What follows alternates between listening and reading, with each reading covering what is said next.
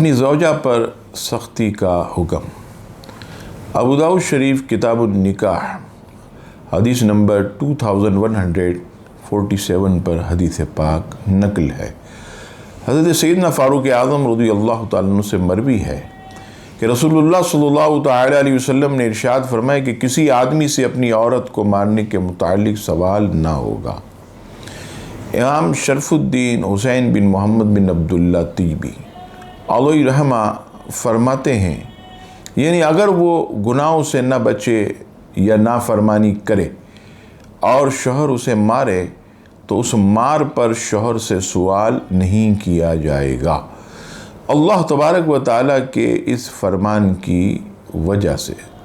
چنانچہ سورہ نساء ارشاد باری تعالیٰ، اور جن عورتوں کی نافرمانی کا تمہیں اندیشہ ہو تو انہیں سمجھاؤ اور ان سے الگ سو اور انہیں مارو۔ ہاں، جب وہ نافرمانی سے باز آ کر تائب ہو جائے تو پھر اس پر سختی کرنا یہ منع ہے، جیسا کہ سورہ نساء کی آیت نمبر 34 میں ارشاد ہوتا۔ پھر اگر وہ تمہارے حکم میں آ جائیں تو ان پر زیادتی کی کوئی راہ نہ چاہو، یعنی ڈانٹ ڈپٹ کرنا چھوڑو، ان سے رجوع کرو اور جو انہوں نے کہا یا کیا اسے اس طرح بھول جاؤ گویا انہوں نے یہ کام کیا ہی نہ ہو۔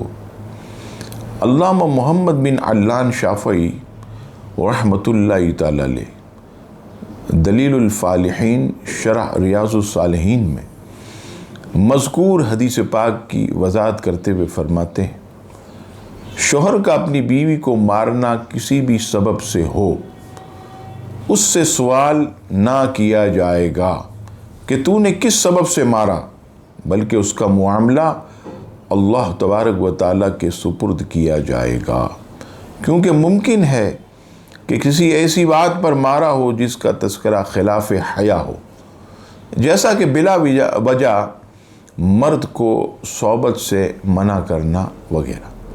ہاں، اگر معاملہ ایسا ہو جس پر شرعی احکام جاری ہونا ضروری ہوں یا معاملہ حکام کے پاس پہنچ جائے تو پھر مارنے کی وجہ پوچھی جائے گی۔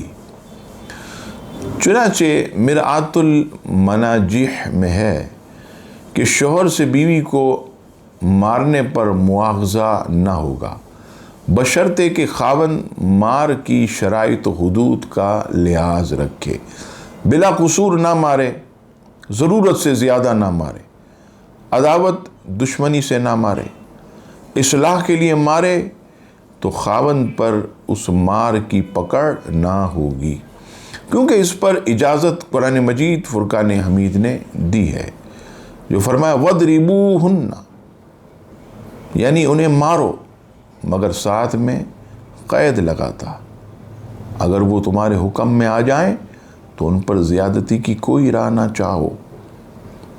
خیال رہے کہ باپ اولاد کو بڑا بھائی چھوٹے بھائی کو، نبی امتی کو استاد شاگرد کو، پیر مرید کو اصلاح کے لیے مار سکتا، اگر غلطی سے بھی سزا دے تب بھی بڑے پر قصاص نہیں۔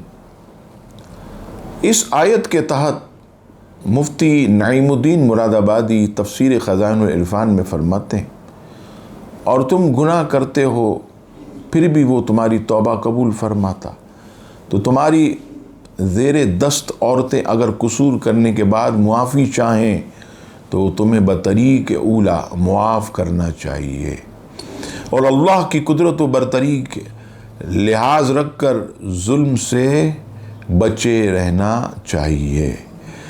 مفتی احمد یار خان نعیمی تفسیر نعیمی میں فرماتے ہیں کہ نافرمانی پر بیوی کو خاوند مار سکتا، مگر اصلاح کی مار مارے، نہ کہ ایذا کی، جیسے شاگرد کو استاد یا اولاد کو ماں باپ مارتے ہیں اصلاح کے لیے۔ بلا قصور بیوی کو مارنا یہ سخت ممنوع، جس کی پکڑ رب کے یہاں ضرور ہوگی۔ علامہ آلوسی تفسیر روح المعانی میں فرماتے ہیں کہ 4 قصور پر خاوند بیوی کو مار سکتا۔ نمبر 1، خاوند عورت کی زینت چاہے وہ نہ کرے۔ نمبر 2، خاوند اسے اپنے پاس بلائے اور وہ بلا وجہ نہ آئے۔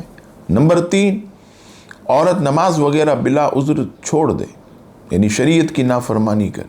اور نمبر 4، خاوند کی اجازت کے بغیر گھر سے باہر پھرے۔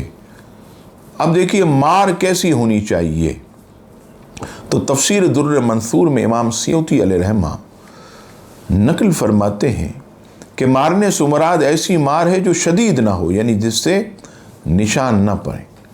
حضرت سیدنا عطا رضی اللہ عنہ فرماتے ہیں کہ میں نے حضرت ابن عباس رضی اللہ تعالیٰ عنہما سے پوچھا کہ غیر شدید مار کیسی ہوتی ہے، تو انہوں نے فرمایا مسواک سے۔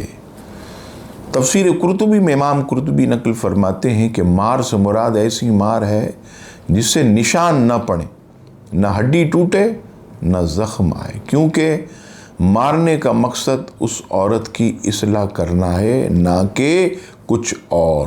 ٹیڑھی پسلی کی پیداوار۔ مرد کو چاہیے کہ اپنی بیوی کے ساتھ حسن سلوک کرے اور اس کو حکمت عملی سے چلائے۔ چنانچہ نبی پاک علیہ السلام کا ارشاد پاک مسلم شریف حدیث نمبر 1467، بے شک عورت ٹیڑھی پسلی سے پیدا کی گئی، تمہارے لیے کسی طرح سیدھی نہیں ہو سکتی۔ اگر تم اسے نفع چاہتے ہو تو اسے ٹیڑھے پن کے ساتھ ہی نفع حاصل کر سکتے، اور اگر اس کو سیدھا کرنے لگو گے تو توڑ ڈالو گے، اس کا توڑنا طلاق ہے۔ زوجہ کے ساتھ نرمی کی فضیلت۔ معلوم ہوا کہ کچھ نہ کچھ خلاف مزاج حرکتیں بیوی سے سرزد ہوتی ہی رہیں گی، اب مرد کو چاہیے کہ وہ صبر کرے۔ ترمذی شریف کتاب الایمان میں حدیث پاک حدیث نمبر 2621، جناب رسول اللہ صلی اللہ علیہ وسلم فرماتے ہیں کہ کامل ایمان والوں میں سے وہ ہیں جو عمدہ اخلاق والا اور اپنی بیوی کے ساتھ نرم طبیعت ہو۔ اللہ تبارک و تعالی ہم سب کو نبی پاک علیہ الصلوۃ والسلام کے ارشادات کے مطابق زندگی گزارنے کی توفیق عطا فرمائے۔